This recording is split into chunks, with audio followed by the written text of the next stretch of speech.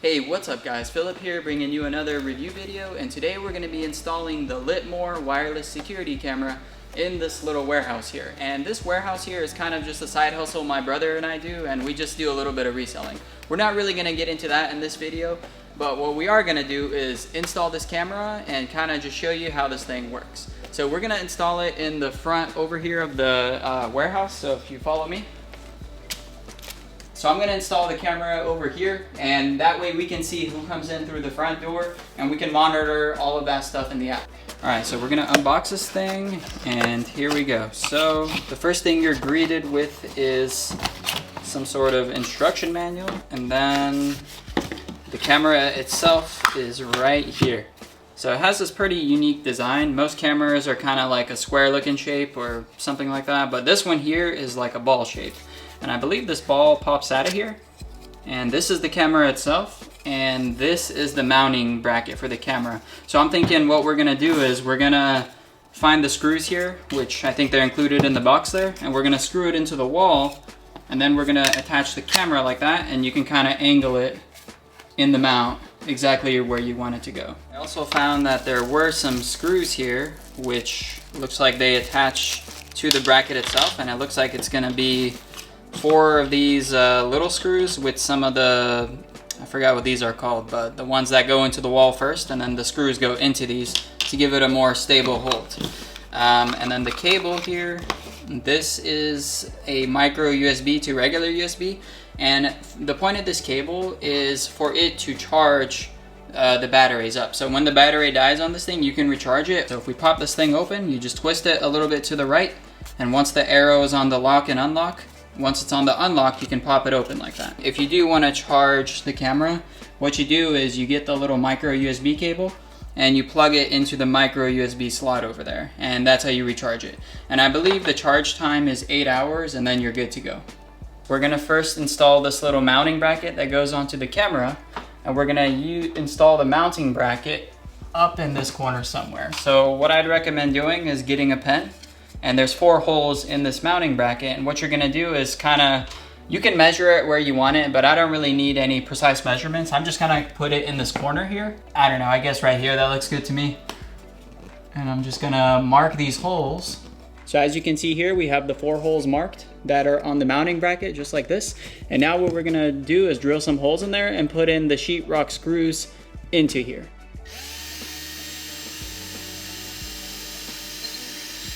So as you can see, we have the sheetrock screws in place, and they pretty much align with the security camera mount.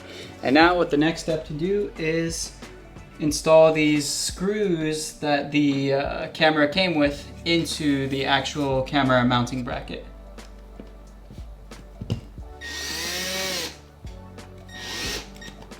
So as you can see here, we have all of the screws in place, and something I didn't realize was this thing rotates, so that's pretty cool.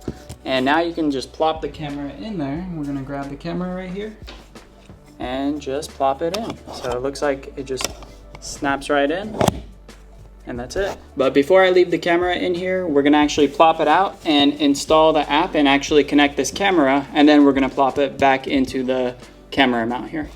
Alright, so I just installed the app, and on their instructions you can see they have it for Apple phones and Android, and in this case I have it on my Android here. This is what it's going to look like once you get the app, and looks like they have 2 models of cameras, and we have the round looking one here. So we're going to click add, and they're asking for some sort of QR code, and that QR code, if you pop this thing open on the back, you can see there's a QR code right there. So what we're going to do is hit the scan button on the QR code. And you hear that little beep, and it just registered this device. So we're gonna hit next, and then it says press the reset button, twist your device open, and hold for 3 seconds. 1, 2, 3. Alright, looks like we got a little sound there and a little red light blinking. And it says check for the indicator light and the beeping sound, which we got. So the red light is flashing. So this next part here requires us to connect the camera to our Wi-Fi network. Another thing to note before going past this Wi-Fi segment of the app, make sure that you're on a 2.4 gigahertz Wi-Fi connection, and most routers can have that set up. So I'm on the 5G one by default, but if I click this drop down, we also have a 2.4 gigahertz one. If you don't know how to do that, there's a lot of YouTube videos that show how to set up a 2.4 gigabit Wi-Fi connection if you don't already have one. So we're gonna click connect. It's making some dope alien sounds. Has the indicator light turned green? Started flashing? Yes. And now it's doing its final connection. And okay, I think we're good. And yeah, we can see it live right here. So that's kind of the live feed through the camera, and we're gonna go ahead, put the camera back together over here, and then we're gonna install this thing on the wall. So I'd recommend when installing this camera, bring your phone with you and turn the live feed on so you can kind of see where the camera is pointing. So we're gonna do that now.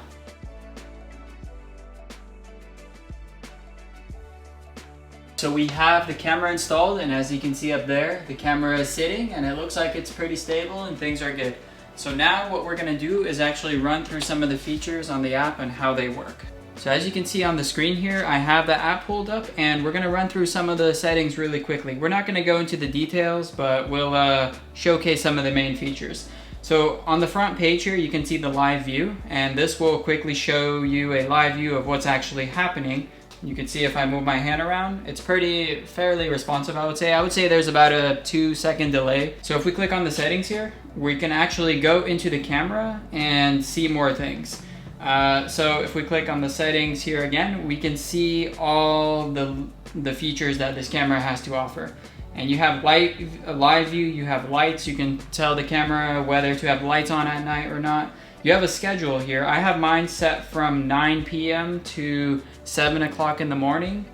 Then you have notifications. You can do device sharing, which is pretty cool. If you want to share, like invite a user in, they can install the app and also get notifications as well. You also have a monitoring area. This is actually a pretty handy feature. With this monitoring feature, what you're going to be able to do is click this setup monitoring area, and if I click play on the live feed, you can drag this like little yellow triangle here, and these are the areas where it'll notify you if there's motion being detected there. I could like do something like this little door here, but I think I'm just gonna do the whole room, but whatever works for your specific environment and area. And then you also have a siren option, which if we click on it here, we're gonna push the siren button, and that's what it sounds like.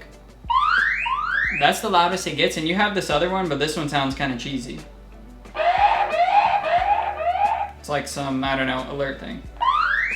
So I'll stick with this one. The siren's only gonna activate when your schedule is set to recording on. So that's gonna be pretty handy at night. It'll maybe scare some people away if someone breaks in. And then there's also a storage. So a little bit on the storage, you have to put a SIM card in here if you want the local storage.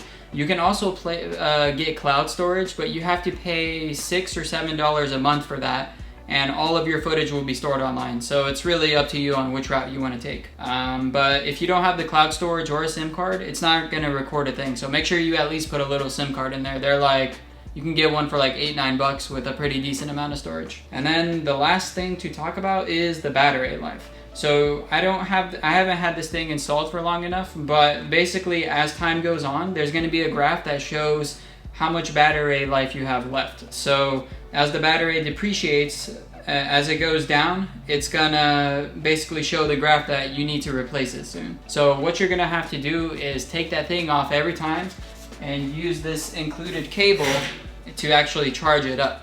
Or what you can do is just plug the cable in and just have it charging all the time. But then you might ask, what's the point of a wireless camera if it's plugged in all the time? Well, the benefit of having a wireless camera is that in case there's a power outage, or if the robber, like, I don't know, cuts the power or something, you're still gonna have the thing recording, and most security cameras wouldn't have that feature. So I guess that's the pro of having a wireless camera that's fully plugged in. So that wraps up this video. As you can see up there, the camera, looks pretty minimal up there. I do like how it looks without a cable, and it looks really nice. If you are interested in picking up this Litmor wireless battery cam, I'm gonna leave a link down in the description below, and you can pick it up on Amazon for about $70 as of making this video.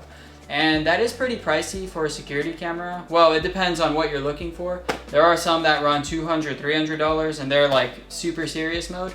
But if this is still pricey for you, I do have a video of the Wise Cam, which is about a $20, $30 camera. And that thing isn't as serious or doesn't have as much features as this camera, but it's an okay camera for a budget camera. So if you're looking for something a little bit more budget friendly, I'll leave a link to that in the description as well. With all that being said, if you guys want to stay in the loop on what's happening, make sure you click that subscribe button, and I'll keep you in the loop on some of the latest tech coming out. Don't forget to like this video and leave your comments down below. See you next time.